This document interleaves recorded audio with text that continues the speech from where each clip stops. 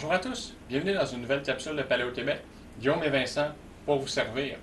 Donc, en tant qu'observant du mode de vie paléo, vous allez peut-être atteindre un plateau lorsque vous vous entraînez ou au niveau de votre composition corporelle.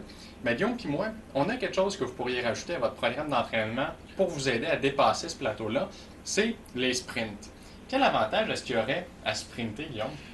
Il y en a vraiment plein. Pour faire une petite parenthèse, là, il y a comme une certaine catégorie d'exercices qui sont bénéfiques pour pas mal tout le monde, n'importe quand dans notre vie. Dans le fond, notre corps sent qu'il est fait pour ça et il répond extrêmement bien.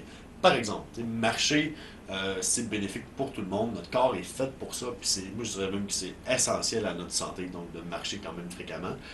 Sprinter, ça vient un peu dans cette catégorie de mouvements-là. Donc, ça va être payant au niveau métabolique, au niveau cardiovasculaire, au niveau de la performance, au niveau de la composition corporelle, au niveau hormonal. Ça va vraiment toucher plein d'aspects de la santé, puis notre corps répond extrêmement bien à ça. Un autre avantage du sprint, c'est que vous n'avez pas besoin de grand-chose pour sprinter. On s'entend que dès qu'on a un terrain plat, droit, d'une centaine de mètres de long, puis que vous avez des souliers d'un pied ou non, comme Guillaume le fait souvent, ben vous pouvez sprinter. Mais à quoi ressemblerait un entraînement au sprint? Ouais. Mais dans le fond, un sprint, c'est un effort qui est court et qui est très intense. Puis c'est un effort aussi qui demande, c'est un effort qui est maximal, qui demande beaucoup de qualité de mouvement. Donc, il faut qu'on soit reposé pour faire ça. Donc, par exemple, on va faire 5 fois 60 mètres. Donc, 60 mètres, ça va être très court. On peut prendre de 2 à 5 minutes entre chacun pour être vraiment bien reposé. Fait que chacun de nos 60 mètres techniquement va être bien et va être explosif.